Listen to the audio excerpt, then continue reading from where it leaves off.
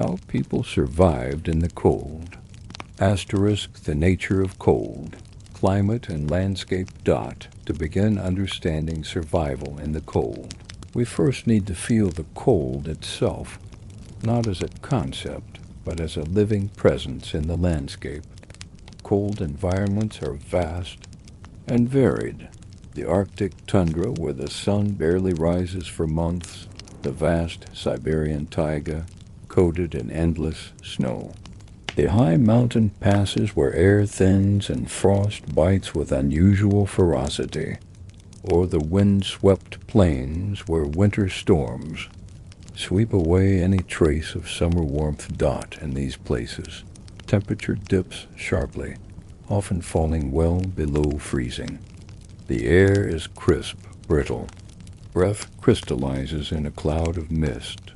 Frozen rivers and lakes turn solid, becoming natural bridges or obstacles. Trees stand bare and skeletal, their branches brittle with ice. The cold is more than temperature. It shapes the length of days and nights, turning summer's long light into winter's almost unending darkness. It stiffens the earth, cracks stone with cycles of freezing and thawing, and slows time itself as all movement becomes slower, deliberate. Living here requires understanding the land's cycles. When the ground freezes, it locks nutrients beneath, a layer of ice and snow. When thawing comes, it is sudden and short-lived. Plants and animals time their own lives around these rhythms, as must people. Asterisk the challenge of living in cold conditions. Cold environments demand constant vigilance. The body loses heat quickly, and the risk of frostbite or hypothermia is ever present. Human survival hinges on maintaining warmth, but warmth is fragile. Even small exposure, wet clothes, open skin, or damp shelter can rapidly lead to danger. Food is harder to find. Vegetation retreats, animals migrate or hibernate, and the very landscape seems to slow. Water freezes, complicating hydration.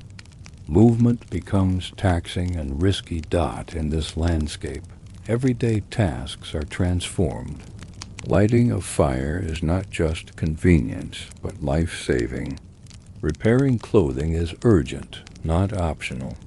Traveling even a short distance must be planned carefully. Asterisk seasonal cycles and their impact on survival. Winter is long and harsh. The soil is buried beneath snow, and daylight can shrink to just a few hours, but life continues. People learn to track the subtle signs of changing seasons, changes in bird migration, the thickness of ice, the behavior of animals. Spring, a brief and precious season, is the time to prepare for warmer months and to store enough food to survive the next winter. Autumn brings the rush of gathering, hunting, and preparing shelter for the cold months. Understanding these cycles was fundamental to survival. To ignore the rhythms of the environment was to risk being caught unprepared, exposed to the cold with no means of protection. Clothing as essential protection. Materials, animal skins, furs, and textiles. In the cold, clothing was more than fashion. It was a vital barrier between life and the chill. The choice of materials was the first step in crafting this barrier. Animal skins and furs were the primary materials. These were not chosen randomly, but carefully selected for their insulating properties. Thick furs, such as reindeer, fox, beaver, and seal, offered dense, warm layers that trapped air and kept heat close. The fur's natural oils repelled moisture, a crucial quality when faced with snow and dampness. Beneath these, softer linings, deer or rabbit fur, or woven grasses and moss added cushioning and further insulation. These layers created a complex fabric of warmth. Textiles, where available, were woven from wool or plant fibers, but always with an eye on durability and insulating ability. Layers were built up, each adding a new shield against the cold. Asterisk construction techniques, sewing, layering, and insulation. Pieces were cut to fit closely but allow for necessary movement, sewn tightly with sinew or strong thread, often with intricate stitching designed to minimize holes that could let cold air. Layering was key. A base layer of soft fur or woven cloth would sit next to the skin, absorbing sweat and preventing chills. Over this, one or more insulating layers trapped heat. Finally, an outer shell, often leather or treated hide, protected against wind and moisture.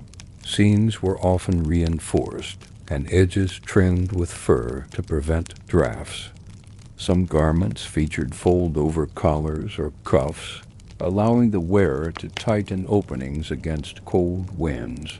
Mittens and gloves were carefully crafted to preserve dexterity while minimizing heat loss.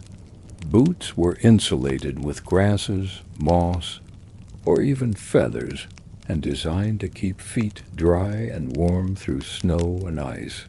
Asterisk design and function. Shapes, fastenings, and details. Every design detail mattered. Parkas often featured large hoods trimmed with fur, which trapped warm air and shielded the face from biting winds. Fastenings, buttons, toggles, ties were placed to allow the wearer to quickly adjust layers, seal in warmth, or loosen clothing. During exertion, clothing was shaped to accommodate sitting or squatting, important for everyday tasks, while also protecting the limbs and torso. Trousers were layered to provide insulation without bulk. Colors and patterns sometimes had practical purposes, like camouflage during hunting or identifying family or community, but function always took precedence. Asterisk, the result was clothing that moved with the body, breathed to avoid moisture buildup, and held warmth close, forming a portable, personal shelter against the cold. Shelters and architecture for warmth. Types of cold climate dwellings. From ice houses to log cabins. Shelter is the sanctuary where the battle against cold finds its most tangible expression. Across cold regions, people developed diverse types of dwellings, each uniquely suited to their environment, available materials, and cultural practices. These were not just places to rest, but carefully engineered refuges designed to hold heat, block wind, and shield occupants from relentless winter storms. In the far north, among Arctic peoples, the igloo stands as one of the most remarkable examples. Constructed entirely of snow blocks carefully cut and shaped, the igloo's dome design channels wound around its rounded surface, preventing snowdrifts from piling up and burying it. The snow itself acts as insulation.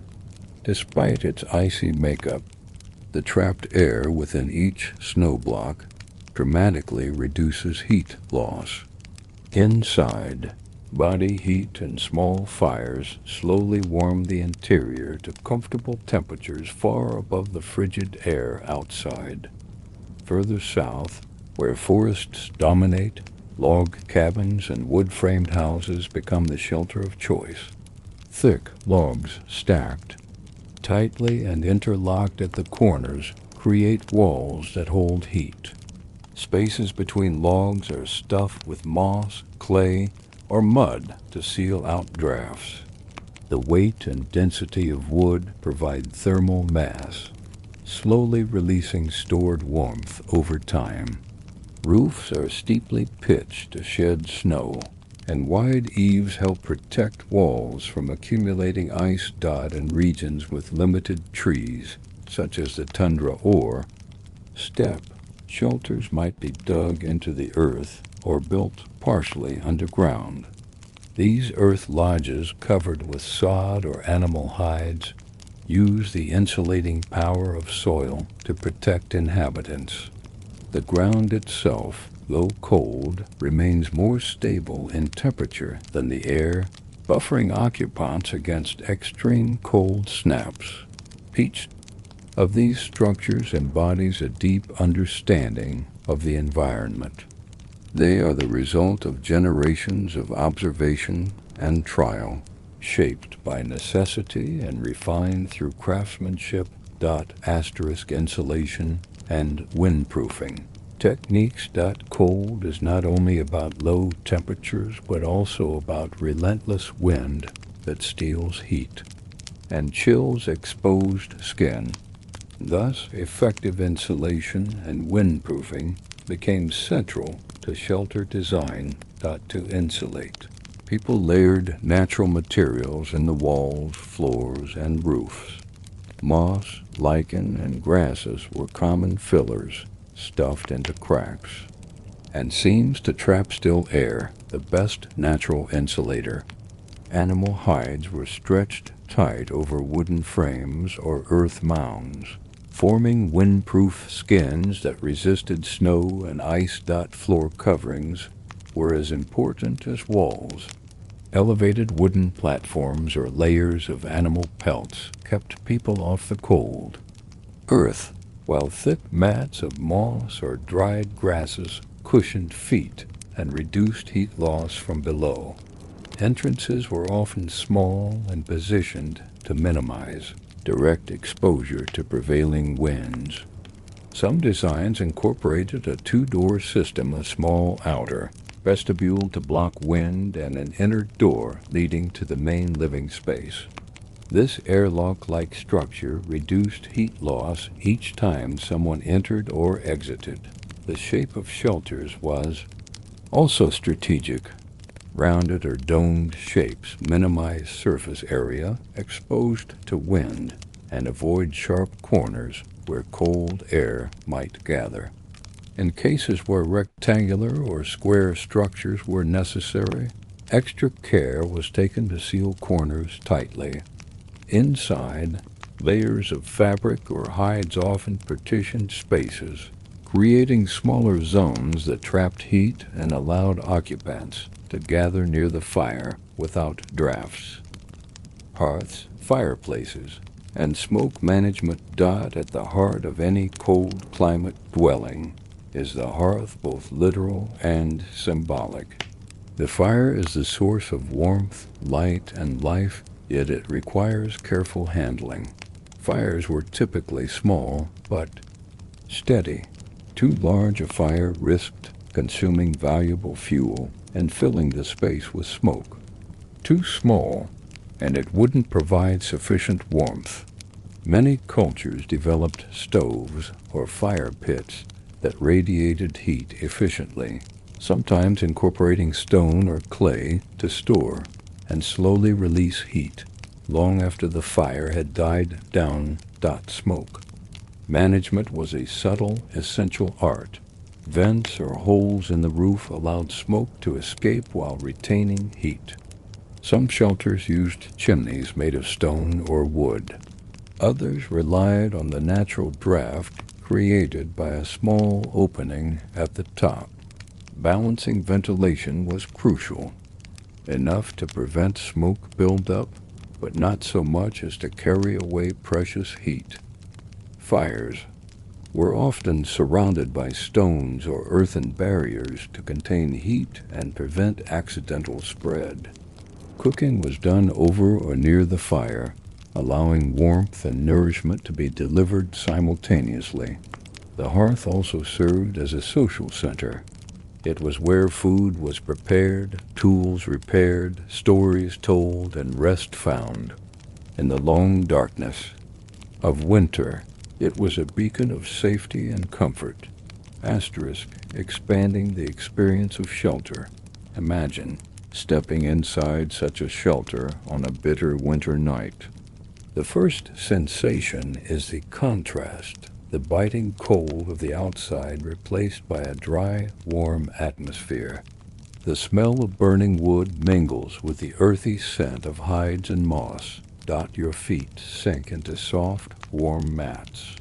Around you, walls of dense wood or tightly packed snow glow softly from the firelight, casting flickering shadows. Outside, the wind howls, but inside, you are enclosed in a cocoon crafted by hands that understand cold not as an enemy, but as a condition to be met with skill and care. Shelters were not just physical constructions. They were the stage for daily survival. They shaped movements and rituals, how people dressed, where they slept, how they ate. They were places of refuge where objects were cared for, repaired, and stored for the next day's challenges. Cooking and water heating in cold environments fire's role extended far beyond warmth.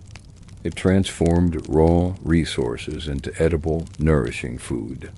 Cooking meat and fish not only made them safer to eat, but also easier to digest, increasing the calories absorbed vital for maintaining energy in cold climates. Pottery or carved wooden vessels, sometimes wrapped in insulating materials, were used to boil water over the fire. Boiling melted snow or ice ensured a clean, drinkable supply critical when liquid water was unavailable. Smoking and drying meats over low fires provided preservation, enabling food stores to last through harsh winters when hunting was difficult. Fat was rendered from animal carcasses, providing a dense, high-energy food source and sometimes used as fuel in lamps. The rhythm of fire was more than a tool, it was a living system to be fed and tended. It required vigilance, knowledge, and respect. It was closely connected to the objects people made, the shelters they built, and the routines they followed. Mastery of fire-making and fire management was a skill passed down with care, sometimes a matter of survival, sometimes a symbol of communal life. Food procurement and preservation, hunting, fishing, and gathering in winter got in cold climates. The pursuit of food is a complex challenge that shapes daily life and survival strategies. The scarcity of edible plants during long winters made hunting and fishing the primary means of sustenance. People developed specialized knowledge about animal behavior, seasonal patterns, and the landscape itself, allowing them to find, track, and capture game in the harshest conditions. Hunting techniques were adapted to the cold environment and the specific prey available. For example, in forested regions, animals such as deer, elk, or hare were common targets. Hunters used bows, arrows, spears, and snares, often crafted from wood, bone, and sinew with great precision. Snares and traps were strategically placed along animal trails or near water sources, designed to work quietly and efficiently in deep snow. Fishing under frozen lakes and rivers required ingenuity. People cut holes in the ice to access water. Below, sometimes using spears or nets to catch fish. Ice fishing huts, small portable shelters, allowed fishermen to work protected from the biting cold and wind. Gathering wild plants was mostly limited to the brief, warmer seasons, but remained important. Roots, berries, nuts, and dried herbs were harvested and preserved during the summer and autumn to supplement diets when fresh resources were unavailable. Food preservation, smoking, drying, and freezing. Preserving food was essential to endure. the long winters when hunting was difficult and fresh supplies scarce. Various techniques evolved to keep meat, fish, and plants edible for extended periods. Smoking was a widespread method. Meat and fish were hung near a low fire or over smoldering wood, where smoke slowly dried and cured the food. The process not only removed moisture, which promotes spoilage, but also infused the food with antimicrobial compounds from the smoke, slowing decay. Drying was similarly important. Thin strips of meat or fish were stretched out in cold, dry air or hung near a heat source, allowing water to evaporate slowly. The cold air acted as a natural refrigerator, preventing bacterial growth. Freezing itself became a preservation method. In the coldest climates, food was stored outside in the snow or buried beneath ice. The low temperatures arrested decomposition, essentially freezing the food in time until it could be consumed. Preserved food stores were carefully managed and rationed to last through the harshest months. Each preserved piece represented the labor of warmer seasons, a tangible connection between cycles of abundance and scarcity. Asterisk water sources. Ice, snow, and melting techniques. Access to clean water was another vital challenge in freezing environments. Surface water often froze solid, requiring people to develop ways to gather or create liquid water. Snow could be collected, but consuming it directly risked lowering body temperature. Instead, it was melted carefully over fires using vessels made of wood, stone, or metal. Melting required steady attention to avoid extinguishing the flame or overheating the container. Ice from frozen lakes or rivers was sometimes chipped into manageable pieces and melted indoors. Knowledge of safe water sources where springs might remain unfrozen or where ice was less thick was passed down, vital for maintaining hydration. The process of melting snow and ice also reinforced the importance of fire mastery and efficient use of fuel, as these tasks demanded constant heat. Asterisk. Expanding the experience of food and water in the cold. Imagine the patient effort involved in cutting through thick ice to fish beneath, the sharp snap of twigs underfoot as hunters track prey through snow, or the rhythmic sound of drying meat hanging by the fire's glow. These acts of gathering and preserving food were laborious and required intimate knowledge of the environment. Each preserved meal was a small victory against winter's scarcity, a carefully stored resource that embodied the time and care of previous seasons. Movement, transport, and navigation.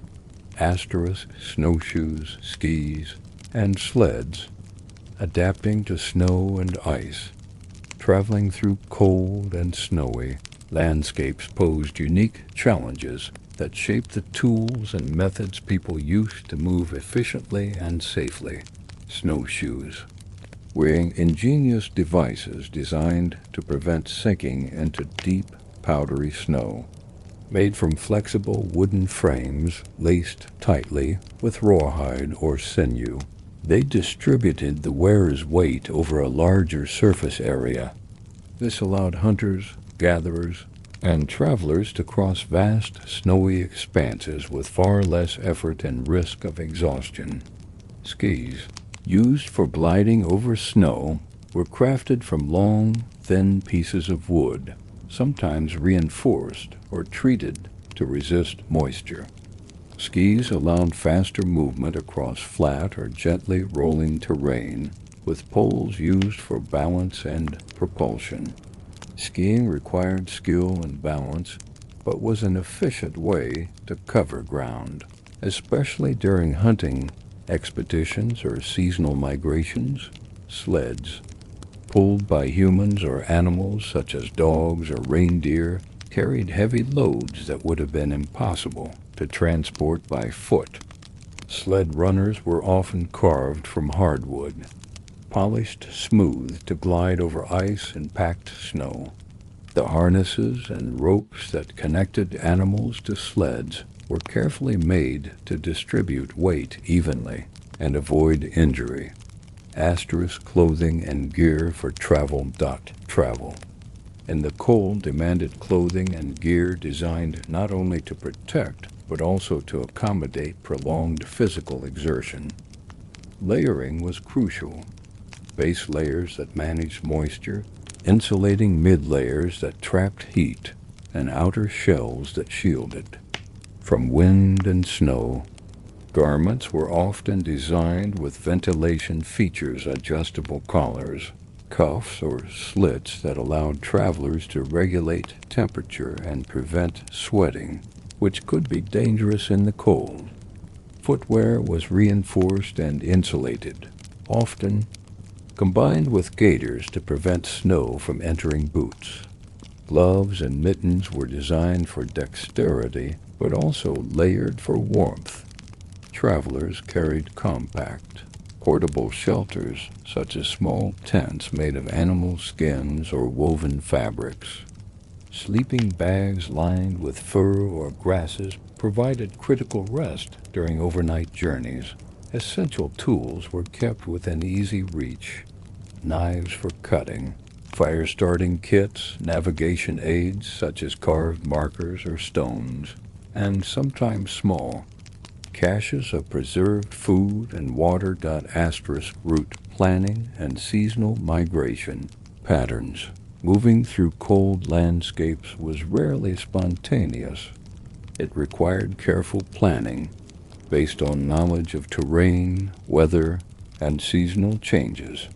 People learned to read the environment, recognizing safe frozen rivers, avoiding thin ice or avalanche-prone slopes, and timing travel to coincide with weather windows. Paths were often established trails worn smooth by repeated passage, marked by cairns, carved posts, or other natural landmarks. Seasonal migrations were common in many cold region cultures.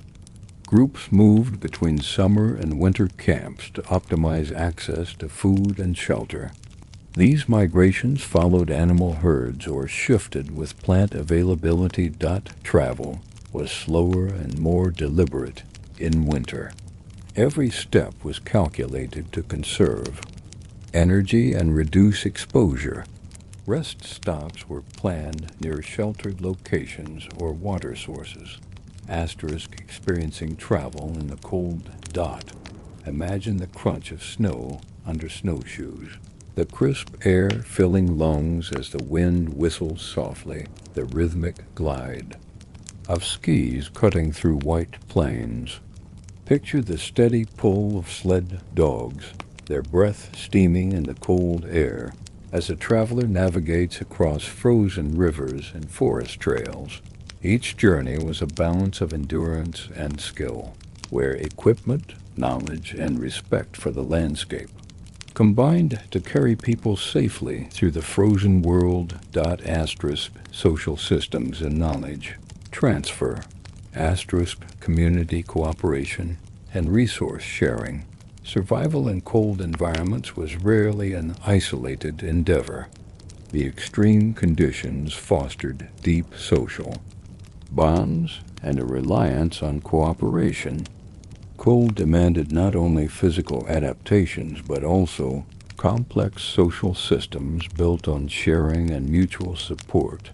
Communities pooled resources such as food, firewood, and clothing. Hunting was often a group effort with coordinated strategies to track and capture large game that would feed many. Sharing ensured that even when individual hunts failed, no one was left without sustenance. Labor was divided based on skills, strength, and age, though always with flexibility. Some specialized in making tools or repairing clothing, others in tending fires or preparing food. Together, these roles formed an interlocking system that sustained the whole group. Resource sharing also extended to shelter. Larger communal dwellings or clusters of smaller shelters provided warmth and protection, reducing the energy needed to maintain individual fires. During the harshest periods, people gathered in close quarters, sharing heat and companionship. Oral traditions and practical knowledge. Knowledge about surviving the cold was passed down through generations, primarily via oral tradition. Stories, songs, and teachings contained practical lessons embedded in memory, tied to the cycles of nature and the changing seasons. Elders held vast stores of knowledge about when and where to hunt, how to make clothing, how to build and maintain shelters, and how to read weather signs. This wisdom was essential, as mistakes could mean exposure, starvation, or death. Learning was hands-on, often starting in childhood with observation and practice. Techniques for making fire, sewing furs, tracking animals, and building tools were taught by demonstration and repetition. This knowledge was adapted over time as environments and social circumstances changed.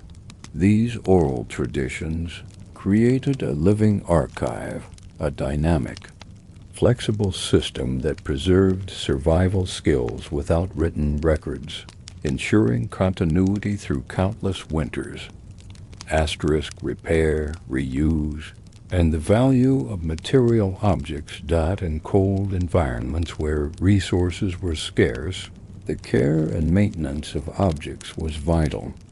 Tools, clothing, and shelter materials were repaired repeatedly, sometimes for years or even decades. Sewing kits made of bone needles and sinew thread were essential items carried by nearly everyone. Tears and clothing were mended carefully to preserve insulation. Broken tools were reshaped or reinforced, often combining materials like wood, bone, and stone. Reuse was not just practical, it was embedded in a worldview that valued durability and resourcefulness.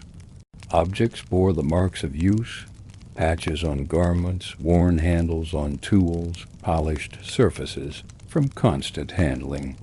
These signs of repair told stories of resilience and adaptation. In some cultures, certain objects were never washed to preserve their material properties, such as the insulating qualities of fur or the patina on wooden tools. The accumulated use enhanced their function rather than detracted from it. The social fabric of survival. Survival in the cold was woven from countless acts of cooperation, teaching and care for the material world. The knowledge embedded in social systems and objects formed a network that held communities together through the relentless challenge of winter.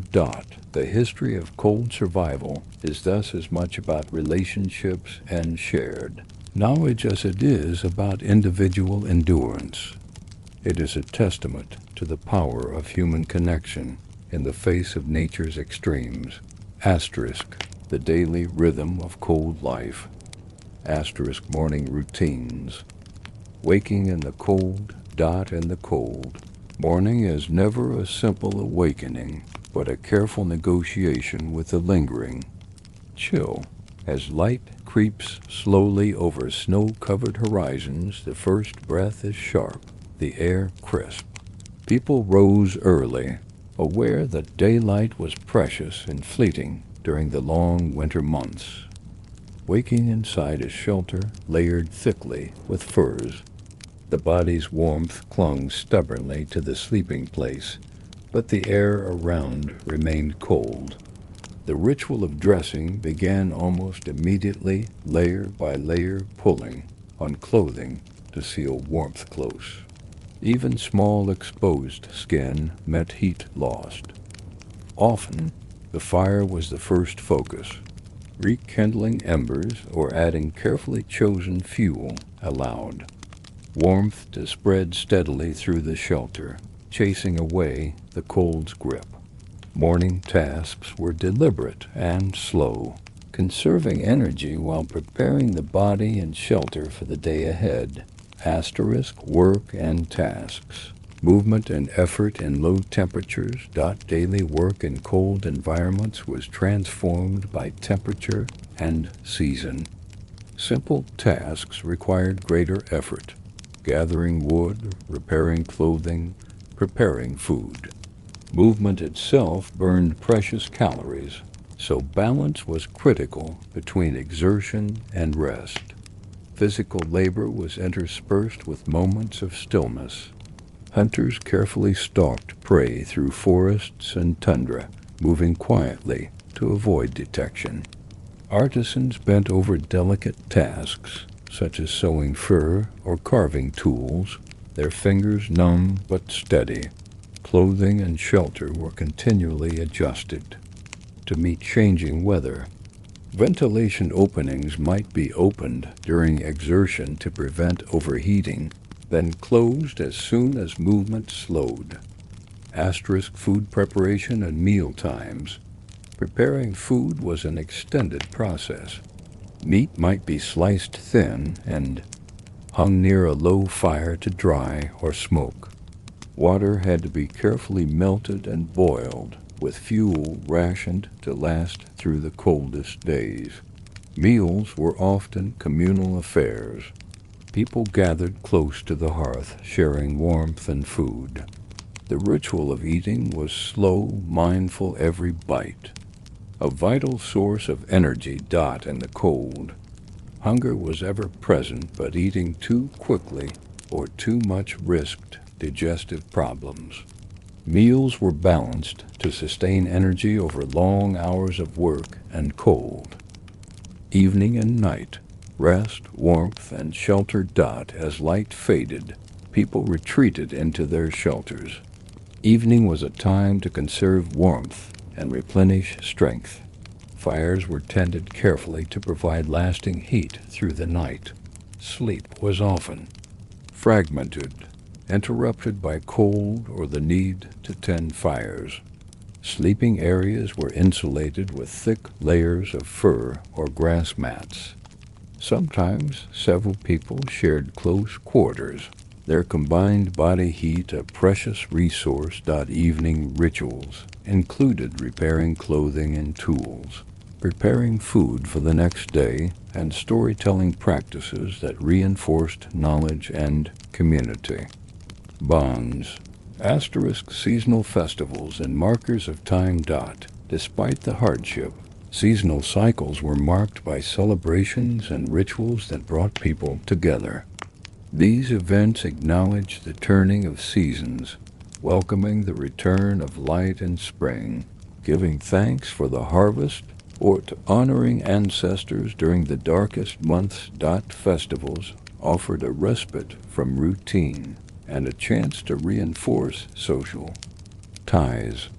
They often involved feasting, music, and the creation or exchange of crafted objects, moments of warmth within the cold. Asterisk, hidden skills, the craftsmanship behind survival. Asterisk, tool making, selecting and shaping materials. Craftsmanship in cold environments is a story written in stone, bone, and wood, shaped with patience and precision to meet exacting demands. Every tool began with a careful choice of material. Stones were selected for hardness and ability to hold a sharp edge, bones for their strength and flexibility, wood for resilience and lightness. The process was slow and deliberate. A raw piece of flint might be struck repeatedly to produce a blade, each chip removed with care to create an edge that could cut through hide or flesh. Bone tools were shaped with grinding and scraping, polished to avoid splintering during use. Wood was carved and bent, sometimes steamed to increase flexibility. These tools weren't mere objects. They were extensions of the hand and mind, carefully balanced for strength, weight, and functionality. Hunters relied on their spears, arrows, and harpoons to bring down prey. Artisans depended on knives and scrapers to craft clothing and shelter. Sewing and leatherworking, crafting warm clothing. Sewing in the cold was a hidden art of survival. Using bone needles sharpened to a fine point and threads made from animal sinew or plant fibers, people stitched together layers of furs and hides. Every stitch was a barrier against wind and cold. Seams were made tight and overlapping, often reinforced with decorative but functional embroidery that prevented rips. The direction of stitches mattered, some angled to shed water or distribute tension evenly. Leatherworking involved softening hides through scraping and soaking, making them pliable yet durable.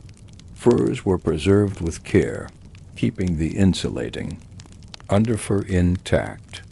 Some communities tanned hides using natural substances, creating flexible, water-resistant clothing, crafting gloves, boots, and parkas was both a practical and creative process, often passed from skilled makers to apprentices, each piece customized to the wearer's needs. Shelter building. Architecture of endurance. Building shelters required knowledge not only of materials but also of structural principles adapted to cold. Logs had to be carefully cut and fitted, snow blocks precisely shaped and positioned. Frames were reinforced to bear heavy snow loads. Roofs steep enough to shed snow but tight enough to retain heat. Interiors were insulated with layers of moss, grasses, or animal pelts. Constructing a shelter was a community effort, each person contributing specific skills and labor. The skill lay not just in erecting walls, but in understanding how to trap heat, block wind, and manage moisture. Firecraft. Making and managing flame. Firemaking combined tool use and environmental knowledge. The right tinder had to be found. Dry, fibrous materials like moss or birch bark that would ignite quickly from sparks of friction. Tools such as flintstones, fire drills, and bow drills were crafted with precision. Knowing how to use these tools efficiently was a skill often taught early. Managing a fire involved controlling airflow, fuel size, and placement to maintain steady warmth without wasting resources. Fire pits were sometimes lined with stones or clay to hold heat. Winter medicine and health. Practical healing practices. Across cold regions. Winter medicine in cold environments was rooted in practical knowledge of the body, natural remedies, and environmental awareness. Communities developed methods for treating cold-related injuries and illnesses based on observation, experimentation, and careful documentation passed through generations. Knowledge of physical care. People understood the importance of gradual warming for frostbite and hypothermia, often relying on body heat, insulated shelters, and warm clothing to restore temperature safely. Herbal and natural remedies. Herbal knowledge was essential.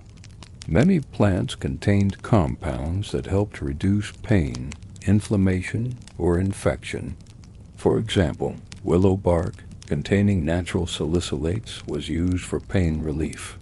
Other plants provided vitamin C, critical to preventing deficiency diseases. During long winters, preparation of these remedies involved drying, storing and combining plant materials with animal fats to create salves and infusions applied to wounds or consumed as teas. Environmental hygiene and injury prevention. Preventing injury and infection was a key focus. Shelters were kept clean and dry, tools carefully maintained to avoid accidents, and wounds promptly cleaned using melted snow or herbal washes. Asterisk winter childbirth and infant care. Birth and early childhood care in cold climates required special attention to warmth, hygiene, and nutrition. Mothers and newborns were kept in insulated spaces with layered clothing and bedding. Midwives or experienced caregivers assisted with deliveries, ensuring cleanliness with available materials such as softened plant fibers and clean animal skins. Breastfeeding was encouraged for nutrition and immune support. Caregivers monitored infants closely for signs of cold stress or illness, adjusting clothing and shelter accordingly. Asterisk seasonal illnesses and their management. Cold environments brought unique health challenges beyond direct cold injuries. Respiratory infections were common due to indoor crowding and dry air. Treatments included herbal steam inhalation and application of natural ointments to soothe symptoms. Joint and muscle pains were relieved through warmth, gentle movement, and application of animal fat-based salves. Nutritional deficiencies like scurvy were addressed through the consumption of preserved, vitamin-rich plants and animal organ meats. Asterisk modern perspectives on traditional winter medicine. Contemporary survival knowledge continues to draw from these practical traditions, emphasizing layered clothing, gradual warming, nutrition, and community support. Herbal medicines remain valuable sources of natural remedies, and the holistic approach to physical and social health offers insights for resilience in extreme environments. Asterisk the role of animals in cold survival. Asterisk domesticated animals as companions and helpers. Animals played an indispensable role in cold environments, not only as food sources, but also as partners in daily survival. Domesticated species such as dogs, reindeer, yaks, and horses were integral to transportation, hunting, and protection. Dogs, for example, were bred for strength and endurance, pulling sleds over frozen tundra or serving as sentinels to alert communities to approaching dangers. Their keen senses and loyalty made them invaluable allies. The care of these animals, feeding, sheltering, and grooming reflected a deep understanding of animal behavior and needs in freezing temperatures. Reindeer herding was a cornerstone of survival for many northern peoples. These animals provided meat, hides for clothing and shelter, and antlers used for tools. Herding required intimate knowledge of migratory patterns and seasonal behavior to ensure sustainable management. Asterisk animal materials for clothing and shelter. Every part of hunted animals was utilized to meet survival needs. Fur and hides were tanned and sewn into insulated clothing, boots, and gloves designed to block wind and retain heat. Bones and antlers were carved into needles, tools, and structural supports. Sinew served as durable thread for stitching garments and repairing gear. Fat rendered from blubber or marrow was burned for fuel or applied to skin as a protective barrier against moisture and cold. Even internal organs were used for food. Medicinal preparations or containers made from stomachs and bladders. The craftsmanship involved in processing these materials required skill and experience, transforming raw animal parts into functional, long-lasting items essential to cold survival. Asterisk. Water, the frozen element. Asterisk. The challenge of water in cold environments. Water is essential to life. Yet in cold climates it often exists in frozen form, posing a unique challenge. Accessing fresh, liquid water requires ingenuity and adaptation. Snow and ice are abundant, but must be transformed into drinkable water. Simply eating snow is inefficient and can lower body temperature. Instead, people developed methods to melt ice and snow safely, using heated stones, fires, or specially designed containers. Asterisk. Methods of melting and storing water. To melt ice or snow. People often placed it near or above a controlled fire, using pots made from animal skins, wood, or metal. Heated stones were dropped into these containers to warm the contents without direct flame contact. Storage was critical. Melted water was kept in insulated containers made of birch bark, animal bladders, or wooden vessels wrapped in insulating materials to prevent freezing. In some cultures, snow was compacted into blocks and stored in insulated pits or shelters for gradual melting over time, providing a stable water supply during prolonged cold periods. Asterisk. Finding liquid water sources. During winter, rivers and lakes often freeze over, but moving water under ice could still be accessible. People learned to locate openings or thin ice areas where water could be reached. They used tools to break ice or dug wells into ice layers.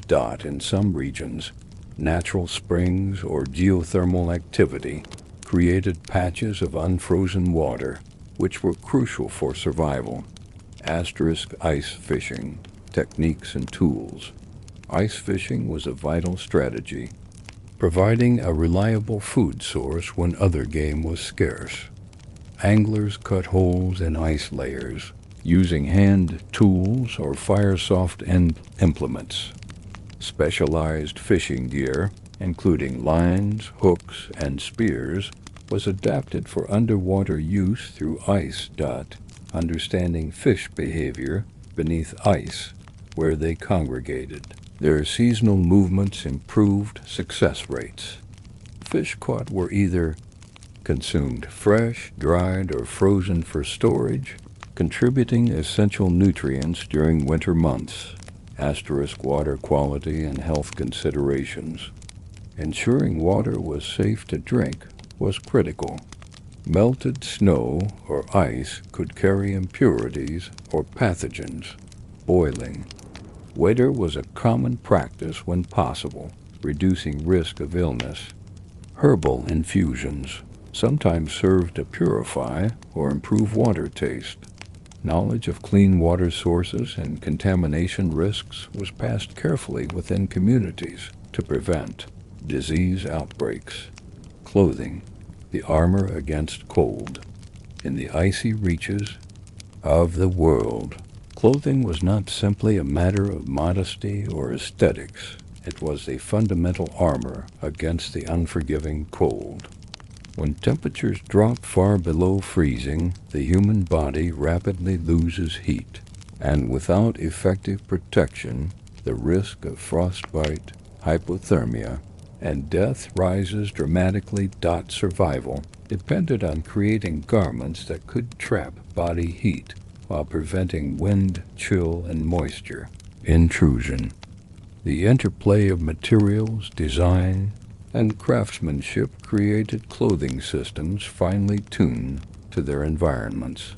This chapter explores the deep knowledge and skill required to transform raw animal hides, furs, and fibers into the warm, functional clothing that made life possible in the coldest places on Earth.